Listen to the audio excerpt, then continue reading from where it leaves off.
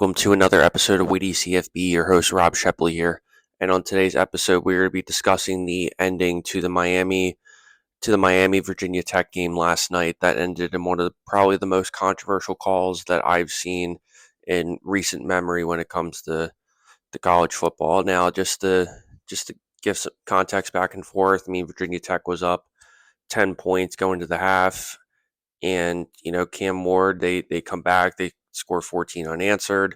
Virginia Tech leaves some points on the board with that fake field goal attempt, and ultimately Miami does end up winning the game by a very controversial incomplete pass that ultimately loses Virginia Tech the game, and also brings attention to Brett Pry's record of 1-10 within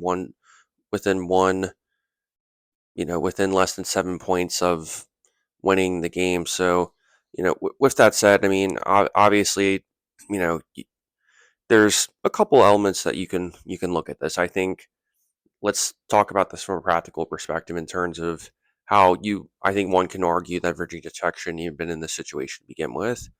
I mean, one of the biggest criticisms of Brett Pryor, I think he's a solid coach. I think he's a good recruiter. I think he often gets overlooked for a lot of the other teams are in the ACC.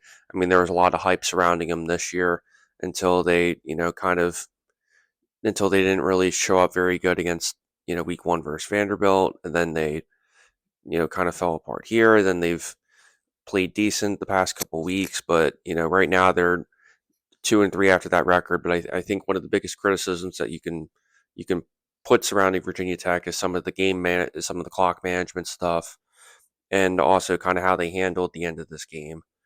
I said the stat before, but the stat on Brett Pry is he has been 1-10 in games where it's anything under less than 7 points or less, one possession games. And you know, I talked about this on the show with Sam Pittman as well, just being incapable of winning close games. And when you're a coach at this level, I mean that is something that's worthy of being criticized about. I mean, I personally didn't have an issue with the fake field goal attempt in the third quarter. I mean, it was 4th and 3. You know, there's a big difference between going up by 17 versus going up by 13. Now, I think one can make the argument, well, who cares? They just kicked the field goal, and that's and that would have been it. That would have been a 13 point, would have been 13 instead of the 17 that they were going for. But I admire the aggressiveness of Virginia Tech to try and catch them off guard. Like, obviously the sweep didn't work. I mean, granted, it was probably a 4th and 1, 4th and 2 play. You probably do end up getting those 1 or 2 yards, but I think it was a 4th and 3, so it definitely speaks to the aggressiveness of it. And obviously it didn't work in the moment, but hindsight bias is always there. I think it's the one thing, especially in our society, that's a lot more prevalent in college football, because you can just go and criticize the play if they lost something, but obviously if it worked, none of us would be sitting here saying, oh yeah, that was a shitty call, or that was stupid in the situation. But you know I think, especially when you're such as big of an underdog as you are Virginia Tech, you're playing number 7 Miami at home. I don't mind when coaches are ballsy enough to make those kind of calls when it makes sense in the situation. Because let's face it, if Virginia Tech goes down and they're up by 17 going into 1.5 quarters of play, I think we're having a completely different conversation in terms of a different conversation than what we're having right now. And I think the other thing on top of the field goal was, I think they had some poor clock management going into halftime as well, where if Virginia Tech could have done this a little differently, I think they left enough time in the second half for Miami to be able to at least kick a field goal too. So I think when you kind of add all those elements together, I definitely think it is worth criticizing Virginia Tech's head coach Brett Pry and those kind of game management situations too, especially when for the most part at the beginning of the game, the defense was able to make Cam Ward look a little bit frazzled. I mean, especially when you're home in that big situation. I mean, you know, it, I know Florida had the hurricane and everything. Obviously, it didn't hit. South Florida was more northwest Florida, but still, we went into this game thinking that Miami was going to win by 14 to 20 points, and so for Cam Ward to kind of come out a little bit flustered and throw those couple interceptions, then in the fourth quarter he completely turns it around. He made that incredible play where he jukes out two defenders, shovels it to his tight end, and pretty much sets up the game, what would be the game winning touchdown. And so, although all the attention's really going to be on Virginia Tech, I think Cam Ward deserves a hell of a lot of credit for, leading that charge down the field to be able to ultimately win the game too. And, right now he probably still was a Heisman Trophy candidate going into that game, but with those interceptions, and I think kind of how this loss is going to be taken, it could be looked at a lot more differently going forward. But you know, the reality is when we'll talk about the instant replay now. Going into that, I mean, when I was first watching that, it was really inconclusive in terms of to who really had the ball, because from the couple angles that they had, the ball was really blurry in terms of being able to see who had the ball, because initially the Miami players were all celebrating because the defender was kind of held up the ball and started celebrating and everything. So at first the conclusion was, oh, okay, he just intercepted the ball. But then once when Anush and Andre Ware were commentating the game and they were talking about it, the camera pans from the Miami guy celebrating in the half zone, celebrating at half field, to it pans all the way to the end of the field where the referees are sitting there calling a touchdown. So we're like, whoa, what's going on? Because I think I think the commentators are just as confused as we are at home, wondering what the heck's happening.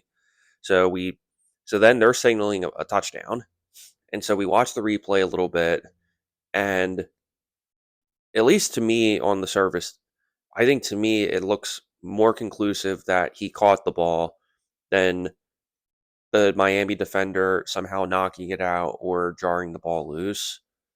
And I'll be the first one to admit here, I think it was inconclusive in general in terms of who caught the ball or who didn't. To me, this replay view is more about the actual reversal of the call, because even when the ACC officials were talking about it, there was kind of this like, oh well, the Miami player was out of balance and he kind of jarred it loose a little bit, therefore it's a complete pass. And we're like, okay, we know that. I think everyone here knows that's a bullshit excuse to try and justify changing the game. Now, I'm not going to sit here and say that the ACC changed it to have Miami in the playoffs. I'm not going to go into that because that's too early into the season to speculate that.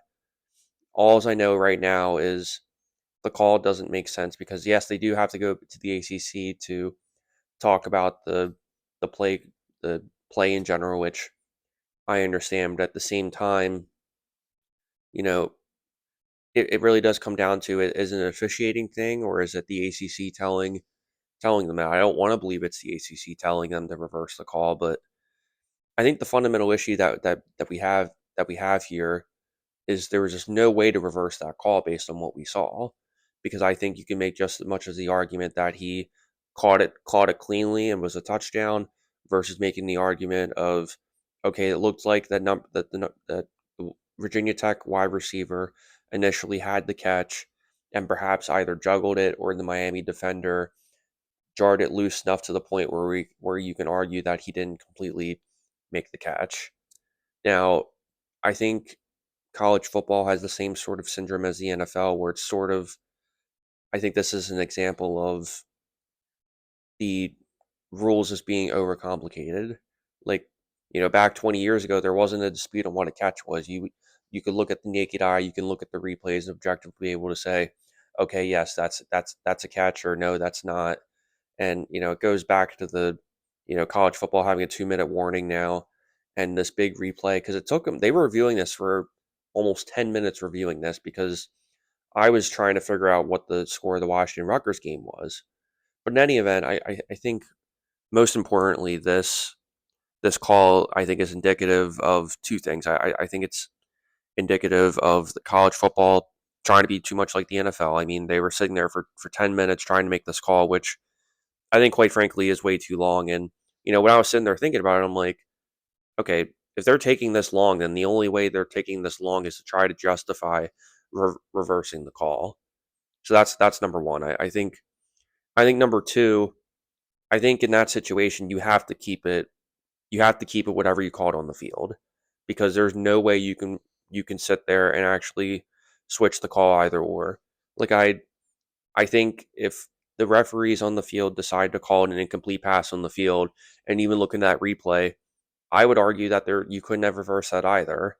So I think in these kind of situations where, yes, it is beneficial to have more technology on the field, to have more cameras on the field, it still doesn't mean that you're going to get the calls right every time. And no one's saying that the referee should be, 100% all the time, but there's a difference between, you know, being relatively accurate with your officiating versus just being egregious and making up shit as it goes along. And to me, this is an example of just a complete overreach in terms of officiating. It goes exactly to what I was talking about a couple weeks ago in terms of the NCAA talking about the beginning of the year, where, oh yeah, we're going to change the officiating, we're going to do this, we're going to do that. But this is an example of, that outreach, that initiative just not taking effect. And if I'm Virginia Tech, I'm doing whatever I can to plead to the NCAA, to plead to the ACC of this being reviewed. I mean, obviously, I highly doubt that this can be reversed in any way. But if I'm Virginia Tech, I'd be furious, because I think they got robbed. I think they got robbed from this game. And if you want to make a WE reference, call it the Virginia Tech screw job, because I think that's really the only way you can explain this kind of egregious officiating dash reversal. Because looking at it, there just simply was not enough to overturn the call. And I think this will speak to ultimately a bigger issue in college football, which just a lack of oversight, not only in NIL and the transfer portal, but also the biggest example obviously being an officiating with just what is a egregious screw job by the ACC and college football here. So if you ask me, I just don't see how you can reverse the call given all the scenarios there. And I think Virginia Tech should have went home, got the win, and that would have been it.